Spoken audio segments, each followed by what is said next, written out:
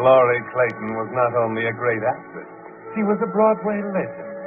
She typified every story of the small-town girl who came to New York and turned into a celebrity overnight. Yes, you could sit at the bar in Toots Shor's or at Leon and Eddie's any night of the week and hear about Laurie and the determination which took her from the little town of Cedar Grove to Broadway and stardom. But there was more to it than that. A quality almost strange to Broadway. A loyalty which led her back to Cedar Grove and her old friend Anne Halliday to insist that Anne return with her to New York and have her chance, too. Yes, it was a beautiful friendship, and it made wonderful copy for theater columns and drama magazines. And Laurie was always willing to give interviews. Well, I don't know, Miss Dean. I suppose I do have a wide variety of interests. Swimming and boating, of course. Writing now and then. Mm-hmm. Well, what about marriage?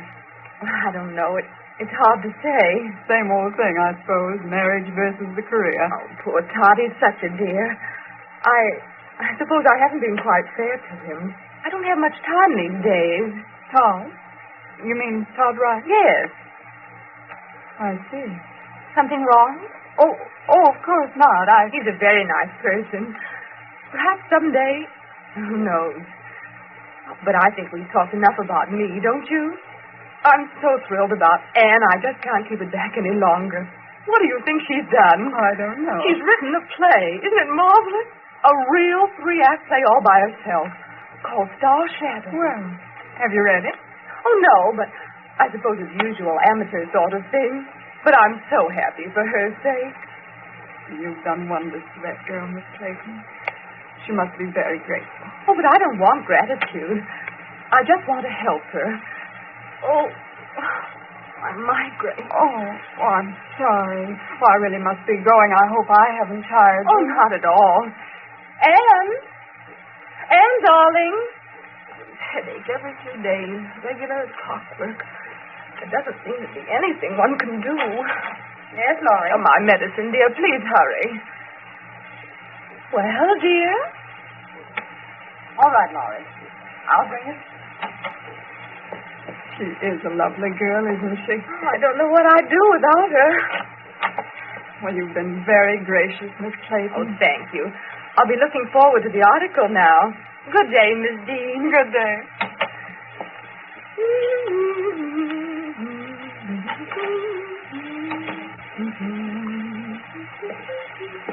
Here's your medicine. Thank you.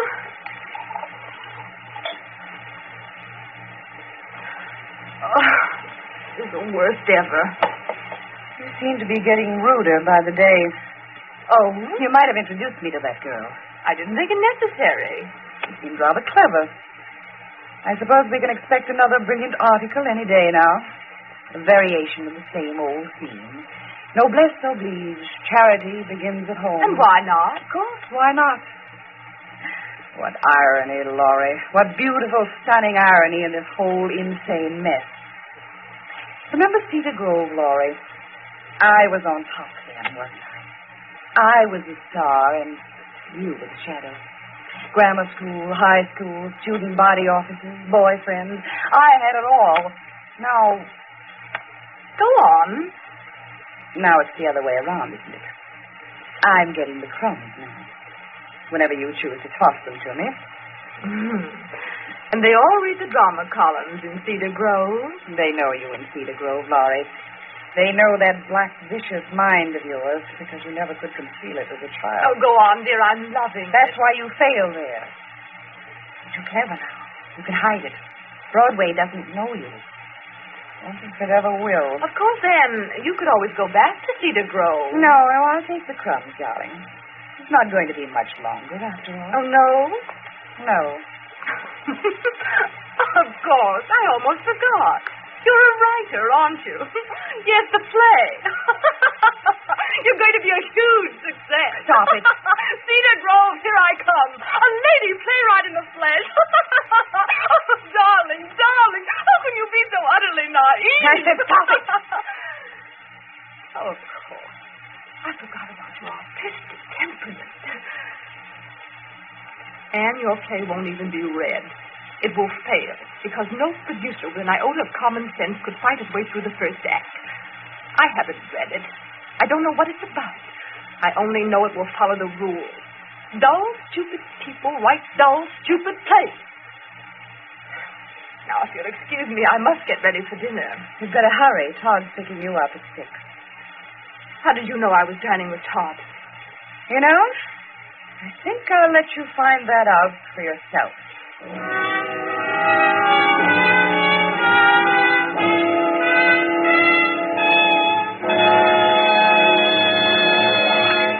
With the prologue of Star Shadow, the Signal Oil Company brings you another strange tale by The Whistler.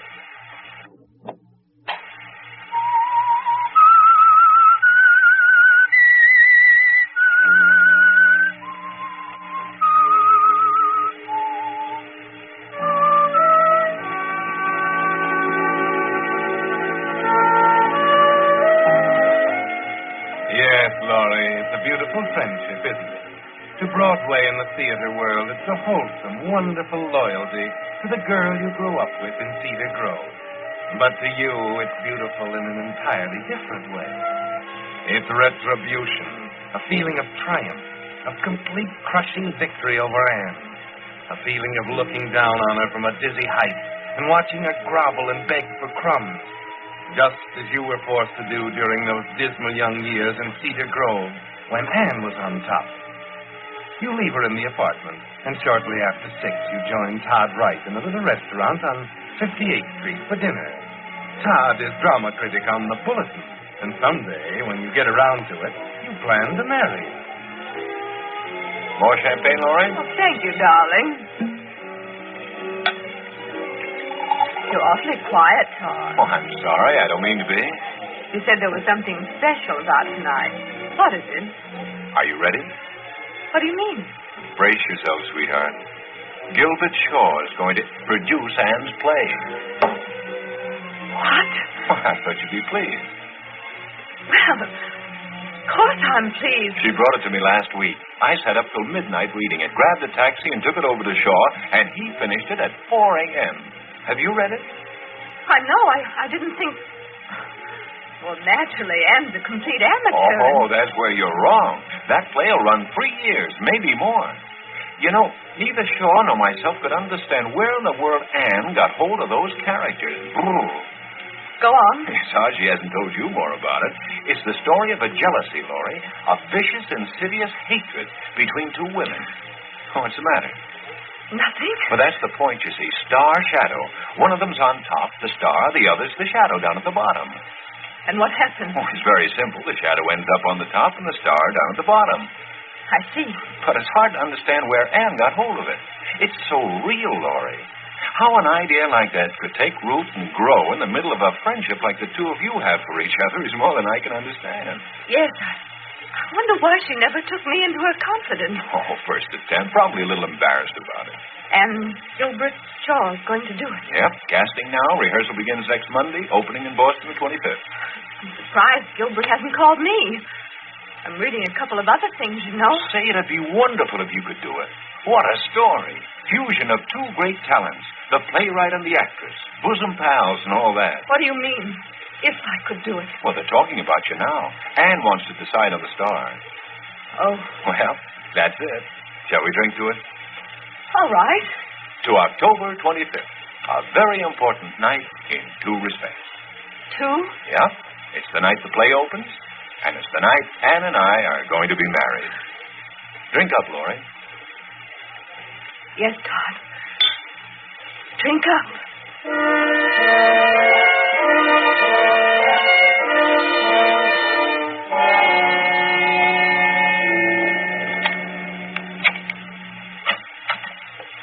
Hello, darling. Have a nice dinner. Sweet of you to wait up for me. It's almost midnight. It's worth waiting up for. Oh, What's the matter? headache. Probably genuine this time. Sit down, Laurie. I'd like to talk about my dull, stupid play. If you don't mind, I'll wait till tomorrow. I said sit down. You need a good play pretty badly, Laurie, after 3 flops in a row. Oh, very well. I haven't decided yet whether or not you'll do.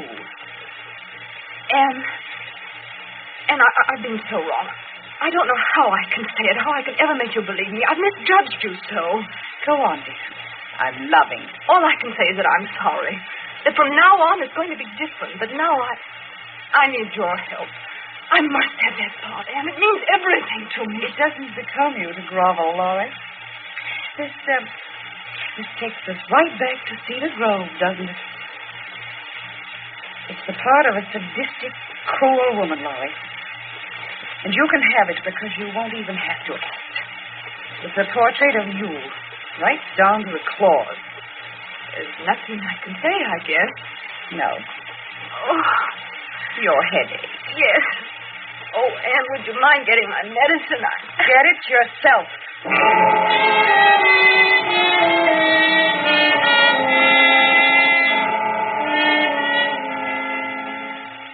No, Laurie, it doesn't become you to grovel.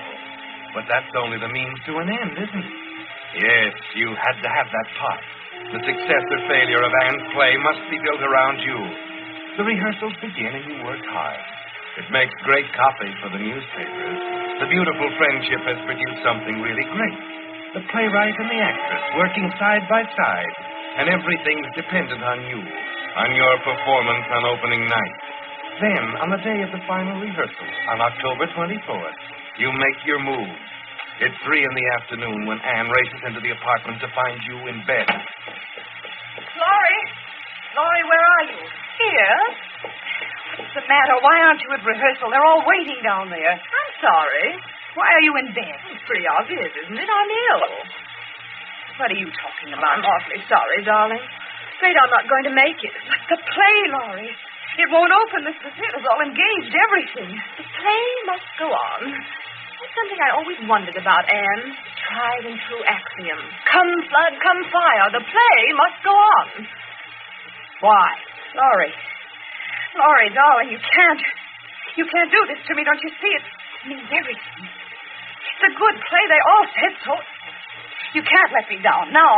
Why don't you postpone it? Already told you we can't. There's no understudy. Remember, you refused to work with an understudy. That's why you did it, isn't it, Laurie?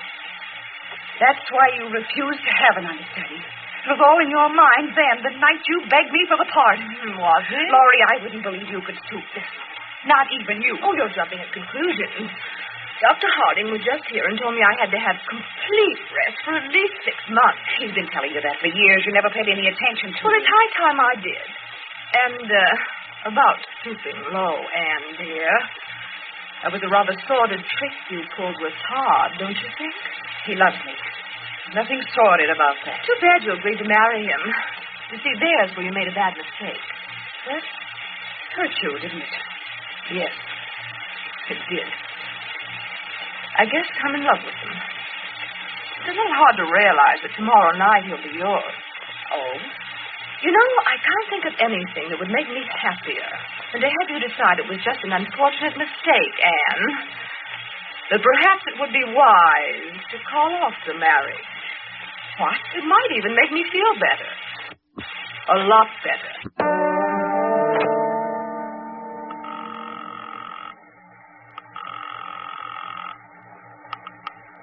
Yeah? Mr. Riando, please. Who's calling? This is the lady who talked to you last night. Oh. Oh, yeah. I've decided to go ahead with it. Okay. What about the money? I'll put $5,000 in cash in the mail tonight. General delivery. It should be there in the morning. All right, shoot. She'll be going out Highway 27 tomorrow night around 9. Alone in a car.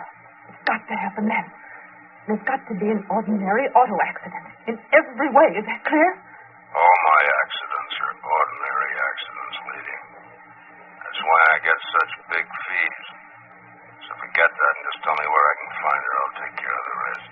How do you know when she leaves? The minute she walks out of the door, you call me here. Cranbrook, 8889. All right. Now listen carefully. I'll describe the car again. It's a black coupe. License number...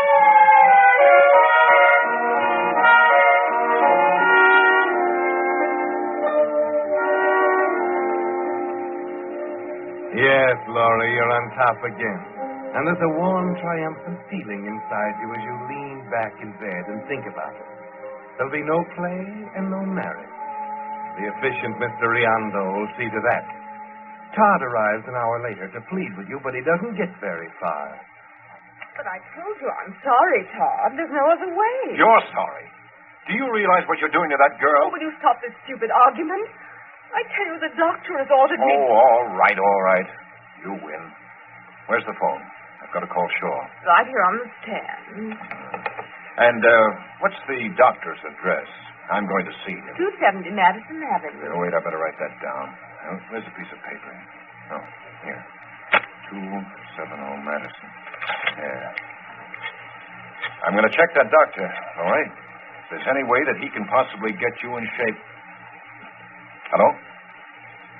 Hello, Shaw. Todd. Yeah, it's all off. No dice. Well, I just talked to her. Yeah.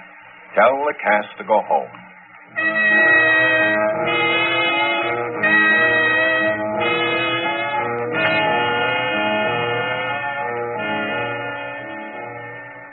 And you don't worry about the doctor, Laurie.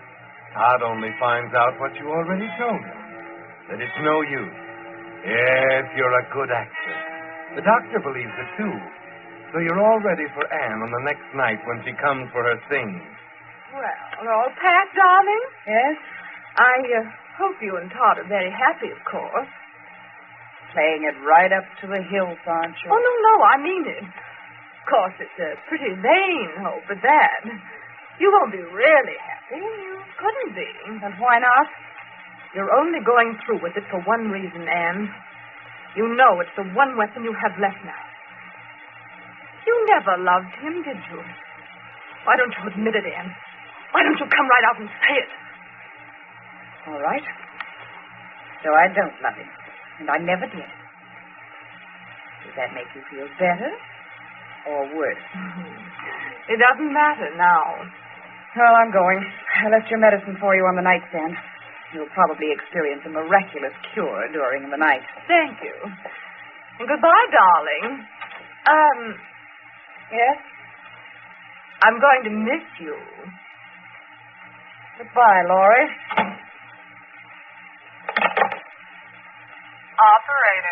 Operator, get me Cranbrook. 8889.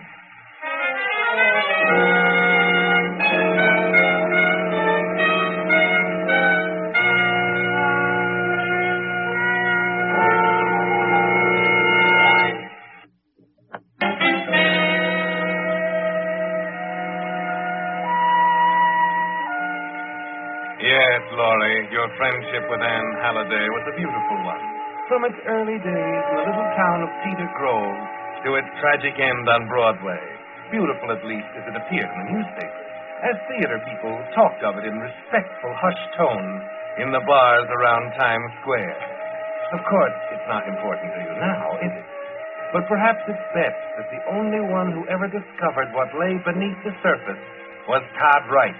He'd been waiting for Anne on that night of October 25th at his home in Freeport.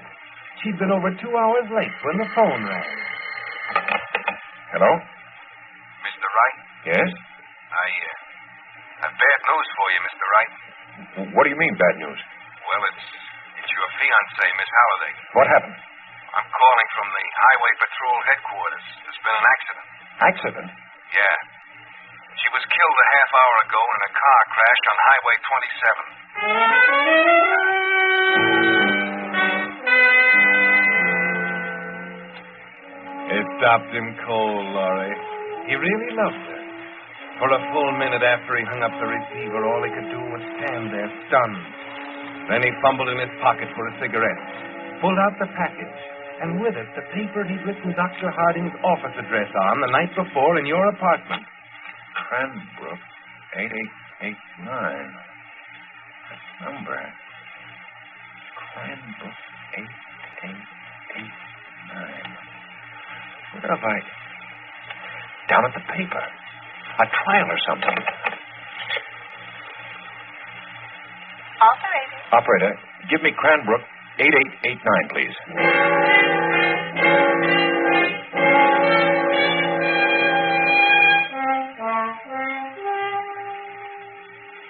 something in his past, Laurie. A story he'd covered for the paper months ago. He found out all he needed to know the minute Riando answered. An hour later, he'd arrived at your apartment. But you didn't answer the door, did you? So he broke in the window from the fire escape landing outside. Laurie? Laurie, where are you?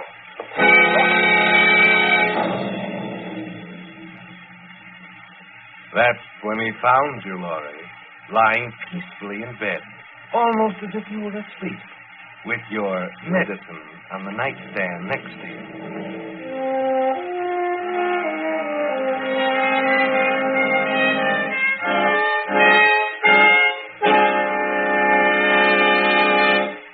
Yes, we were open all night. This is important. You've got to remember. You were the only one on duty here in the drugstore last night? Yes. No one else? No one in the pharmacy department? That's right. All right. Now, who did you sell this poison to? Let me see. Try to remember. Yes, it was that girl. Girl, huh? Yes, a tall blonde girl in a red coat. I remember she came in about 9. Oh. Okay. Is her name anywhere on a register or anything? Why, no, I don't think so. How would you like to forget about it? What? For $500. Right here. Cash. Well, You never saw her. You don't remember who you sold the poison to. It's an ordinary kind you don't have to show on the register. What about it? yes, that's fair enough. I'll forget about it.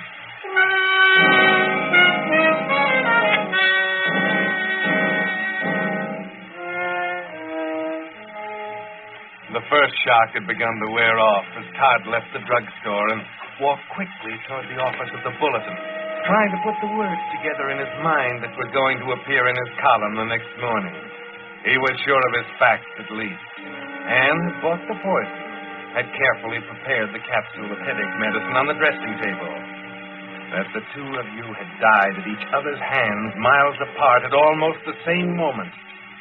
It was late that night, as Todd sat before his typewriter, that the words began to come, slowly at first and then faster.